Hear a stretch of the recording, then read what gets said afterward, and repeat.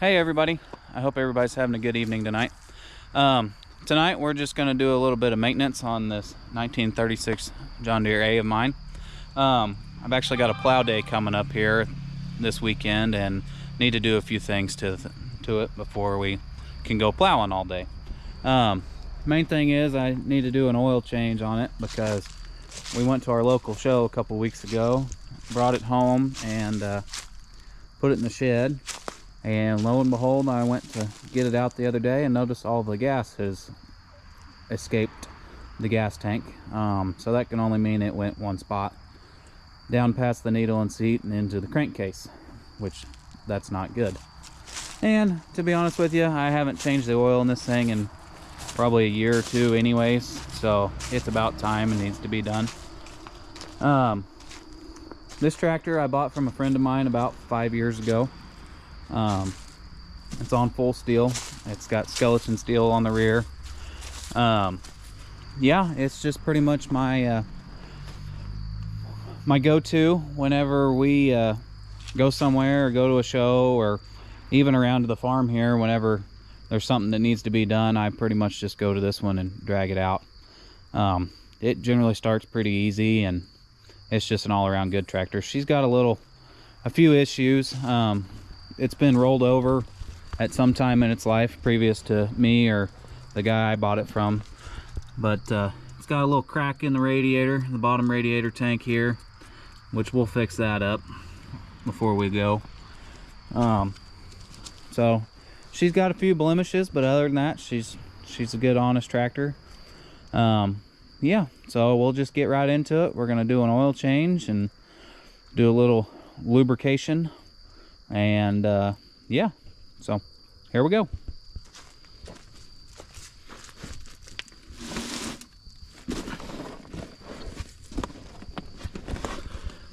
Now when you get underneath here, you've got three plugs. You got this one, and this one. This one's your oil, this one's your oil filter, and this one's your rear end.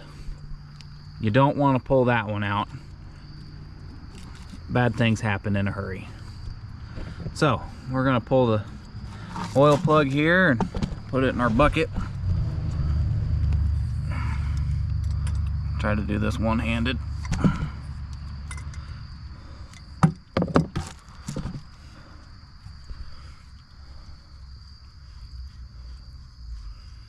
Try to catch the plug before it just falls out and goes everywhere. There we go. Yep. Yeah, there's a little bit of sludge on that plug there.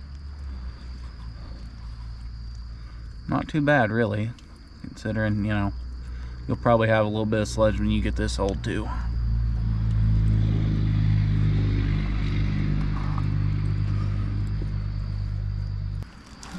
So we're gonna scoot this bucket back and take our trusty John Deere certified oil filter wrench. We're going to pop the filter off here.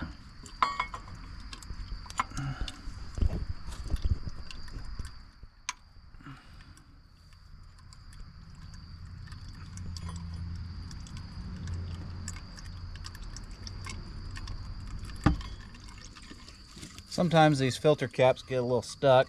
You just got to give them a few love taps.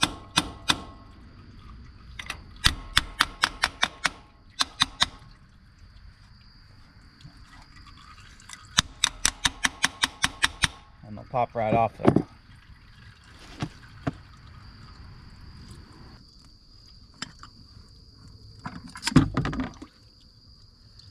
And I would drop the bolt down inside there.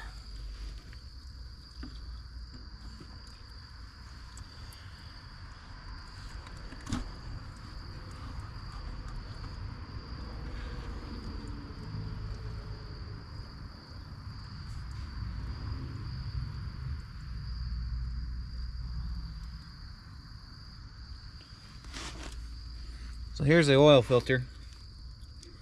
It's pretty nasty and sludgy looking. Looks like it was about time to be changed anyway, so we'll get the new one thrown on and we'll be back in business. Okay, so now we have the oil all drained out, the oil filter dropped, which that old one was pretty nasty. So I got this new one. It's a Baldwin. It's a PT631. Yeah, I know the bag looks a little crusty. I've had it for a little while. It was actually for a different tractor than mine, but I just never got around to changing the oil in it. So we're gonna put it in this one. So, all right, we'll get back underneath there, get this oil filter put on, and we'll have a party.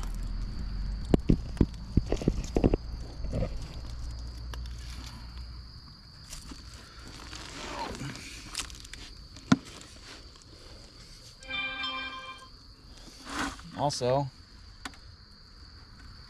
I did drop the bolt down in there, so we will have to locate that in a few minutes.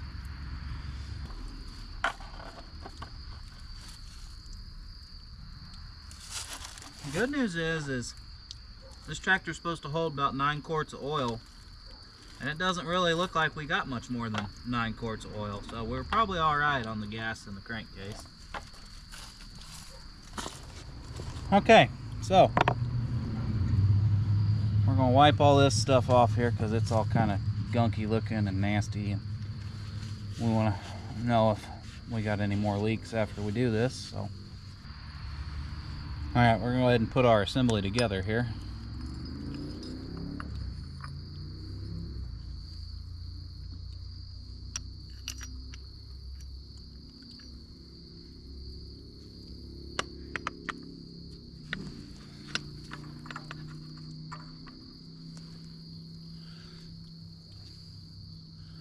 There's also,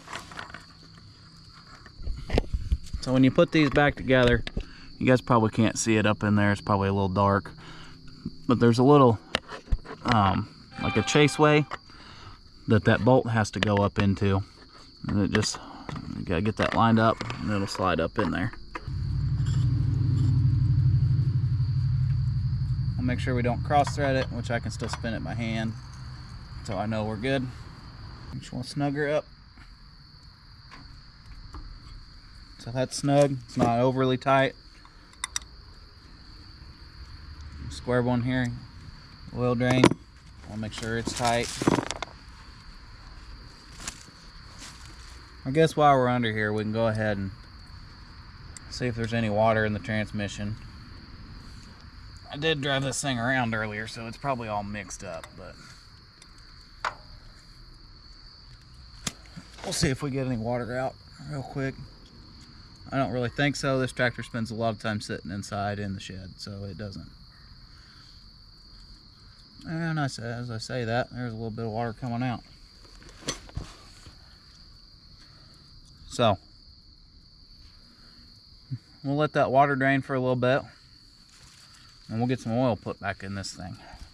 So now, the choice of oils to run in these old tractors, you know, everybody has their preference on what they want to run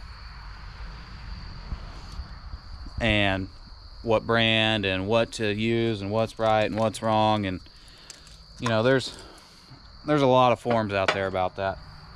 And my personal opinion, anything we have today is going to be better than what they had back in 1936. So I guess I need to show you guys here. I kind of just took it off, but this is the crankcase breather. This goes directly down into your crankcase, hence the name. So to put oil back in, you just take these off here and pop the little top off. This is horsehair to keep all the media out, all the dust and dirt and everything else. It looks kind of like this one's a little bit dirty, which is to be expected. We'll just kind of knock that off there. Pretend like we didn't see that. No big deal. So, I opted to go with this Rotella T4 1540. It's got all the good minerals and stuff in it. I think it'll be just fine. So, we're just gonna dump the oil in. This thing holds 9 quarts. This is a gallon jug, so 4 quarts to a gallon.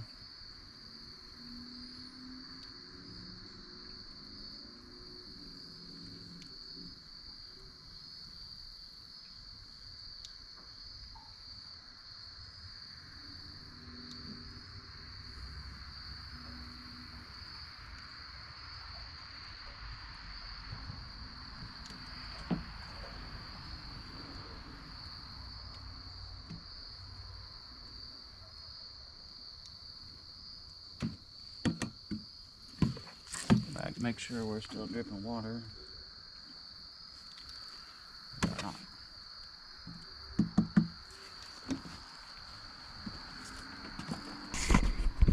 Now, how you check the oil level on these once you get your oil put in. Right down here behind the flywheel, there's this little check plug right here. So you just loosen that up.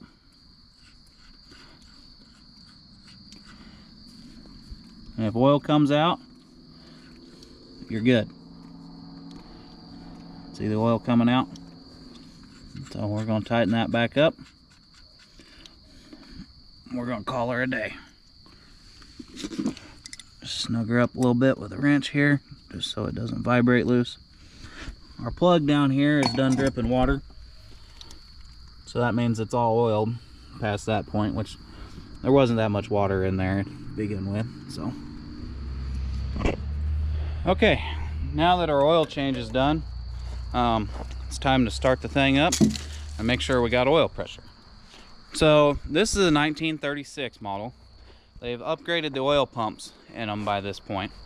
The earlier ones, like 1935 and 1934 when they first came out, when you change the oil in them, the oil pump was actually a little bit higher on the side of the tractor, and so they would lose prime whenever you would drop the oil out of them. So you need to reprime the oil pump, which that's real easy. It's just on the side. We actually have a 1934 and a 1935 A. I can show you that probably in a later video of the oil pumps and how to prime those and get your oil pressure back on those. Now it's time to start this thing up and make sure that we've got oil pressure. So how we do that is first things first, we want to check the gas. Then we want to make sure our gas is turned on. So this has obviously been farmer fixed over the years. It's not right, but you know, it works, so why change it, right? Now, before we do anything else, we want to make sure this tractor is out of gear. This is the gear selector here. We want to just give that a shake up and down. If it's over in gear, it won't move up and down very far. We don't want to start this tractor in gear. It's very dangerous. You always need to make sure it's not in gear. Also, this is a clutch lever. You want to make sure that's not engaged as well. Back is disengaged, just for safety precautions. So, you have these little things here on the side. These are called the petcocks. So, they're the compression releases. When you roll the motor over, it releases the compression, so you as a human being can turn it over and not strain too hard. Because you won't turn it over if they're closed. Now, there's one on each side. There's one right here. So you open those up. And each tractor is a little bit different on its starting sequence. They've all got their own little personalities. This tractor here likes to sit with the throttle about anywhere from 1/4 to half throttle upon startup. So what we're going to do is we're going to choke it. And I'm going to set you guys back over here so I can crank it over for you.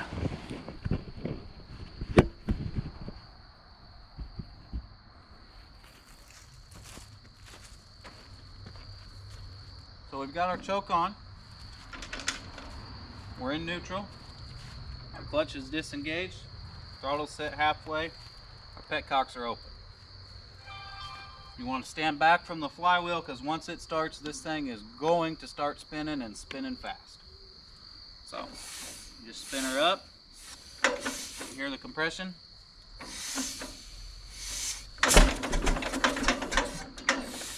So it hit once with the choke on. So now we take the choke off.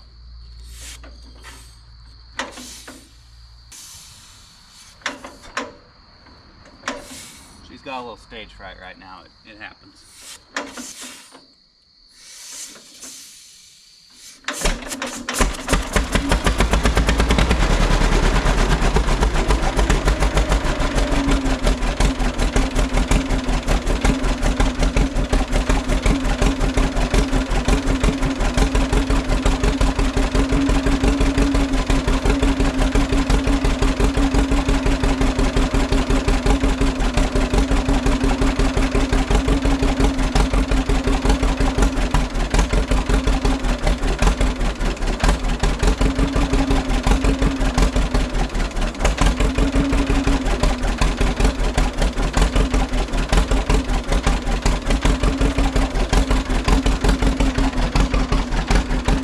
So I've got this thing started up now. Once it starts, you go close your compression releases, close the petcocks, because if you don't, it just sounds horrible.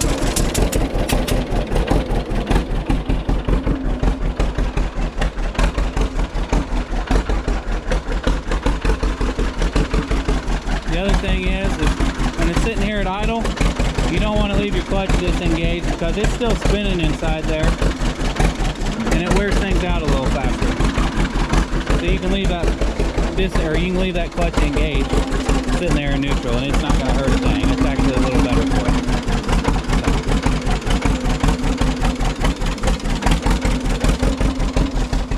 it. Hey everybody, welcome back. It's officially tomorrow. Last night you guys saw we did an oil change on this 36A here. After it got too dark to shoot the video, I went ahead and greased everything, all the grease zerts and all that, and I also went out back and grabbed a hold of this 2-bottom John Deere plow.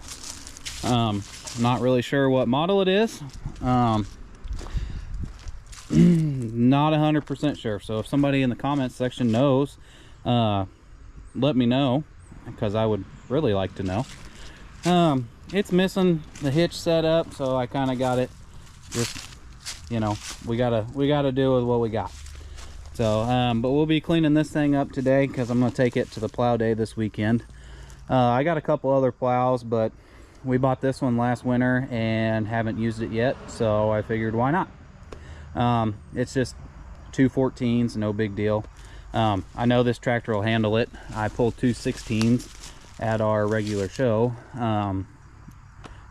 and it does just fine. So I think down there in the Oklahoma soil, I think it ought to pull 2 14s with no issues. So there's a couple other things we got to do to this tractor real quick before we can start in on the plow. I drained all the water out of it overnight. As you guys saw, it was leaking pretty bad out of the lower radiator tank right here,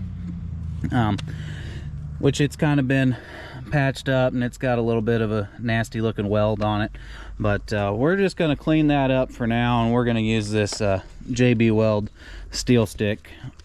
Is it right? No. But is it what we're going to do? It's what we're going to do for now. I do have a new lower water tank that we're going to put on this thing probably over the winter, and I'm not really wanting to get into that project right here before we leave to go down to Oklahoma. So I think we'll get it patched up good enough to last the weekend, and then we'll be a little more serious about fixing it this winter. So anyways, we're going to get into it. Thank you. So we're just going to clean up this area down here with the grinder. Yeah, I know I don't have a guard on it. If you're OSHA, you might want to look away for this next part. You got your safety squints here.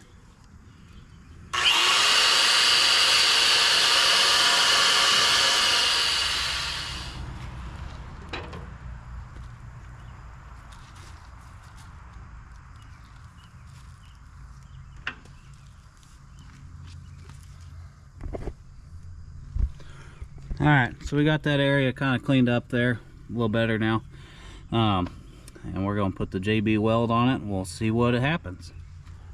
So I've used this stuff before. Back when I was 16, I tried to patch a steel gas tank in my Dodge Charger with it. It doesn't work too well for that. Gas tends to eat right on through it. But I have used it on other projects sort of similar to this one. It'll stop a water leak long enough to get some plowing done for the weekend and keep us without having to run back and forth to the water hose all the time. So we're just going to get this put on there, and I'll show you what it looks like when it's all said and done. Need to put a little on the front there too. That crack goes all the way through there. As I said last night, quite sure this tractor's been rolled over once before. It's got a few blemishes, like this radiator tank being cracked, and the steering shaft has been broke and welded back, and one of the brakes, that one over there, has been broke. You know, so she's not a beauty queen by any means, but she gets the job done.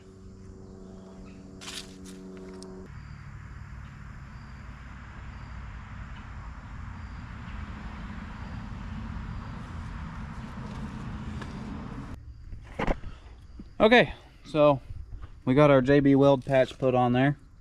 It ain't pretty, but I think it'll hold for what we're gonna do this weekend. So now we are gonna turn our attention to this 2-bottom plow back here. So we bought this thing back last winter. My dad actually purchased this from an individual. He lived probably 2.5 hours away from us. And we were going to use it at our local show this year, and we just didn't quite make it with it. So we've got a couple other plows out there that we plowed with, and this one just kind of sat here at home. So I figured, you know, might as well take it out for a shakedown. So I'm going to take a grinder and with a wire wheel and kind of scour these plowshares up here, these mold boards, and get them kind of cleaned up, just so the dirt doesn't stick to them quite as bad. As you're plowing, that'll wear off there and it won't be too bad, but not knowing how long it's been since this one's turned any dirt, I would feel better about it just hitting it with a wire wheel real quick, and it ain't gonna hurt anything. So yeah, so we're just gonna do a little bit of cleaning up here, get this rough stuff off here so the dirt don't clump up on this mold board or on the plowshare any.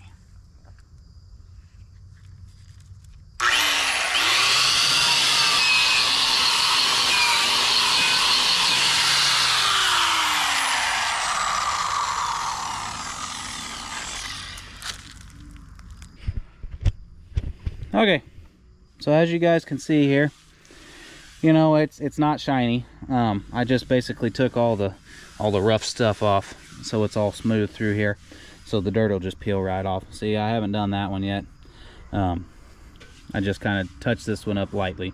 I don't want to take too much off, just because I don't want to get too crazy with it. It'll clean up as we're plowing. You know, with any luck, we'll get done and this will be so shiny that you'll be able to see your reflection in it. So I'm gonna go ahead and get this other one cleaned up, and I'll grab you guys when we get done with that. Okay, so I got both these plow mold boards cleaned up, the plowshares. If you're new to these plows or don't know what you're looking at here, this is a mechanical lift plow. It's what they had before hydraulics. Obviously this tractor doesn't have hydraulics on it, so what you do is you pull this lever right here, and that moves this bar, and it pulls this up. And when you pull that, the plow drops down into the ground. And then when you get to the end of your row and you want to pick it back up, you pull that lever back forward, and that deal comes back around and catches, and it'll pick the plow back up.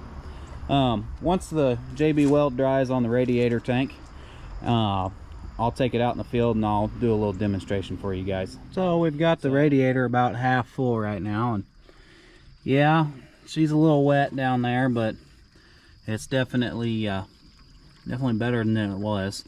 I think we'll be able to go plowing for the weekend and be just fine with it. So the water you see dripping down from the top is just water from me spilling up here. So yeah, we will get this thing filled up, and then we'll go do some demonstration plowing out in the back. Just don't tell my dad. So we're out back here. got the tractor running. I don't know how well you guys can hear me, but I'm gonna do a little plow demonstration for you. So you pull this rope, it's hooked to the plow there, drops down. You can see how well I can do this one-handed. She drops down like that.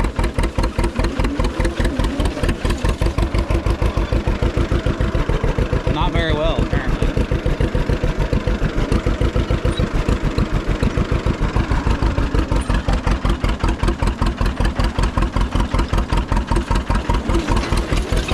Anyway, drops down like that. She starts turning the dirt over. Then when you get done at the end of the row, you pull the lever up, and it just comes right back up. Pretty simple, pretty easy. So that's going to do it for tonight's video. Thank you guys for watching, first and foremost. Secondly, we're new to YouTube, so if you guys don't mind, hit that like and subscribe button down below. We would greatly appreciate that.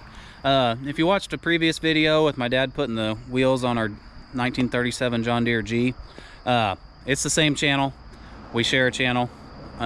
We'll be making videos together. Right now we're just kind of putting stuff together. We had a friend of ours tell us, you know, you guys do quite a few interesting things, and maybe you should video it and put it on YouTube. So that's what we're doing. If it works, it works. If it doesn't, well, we're probably going to keep doing it anyways.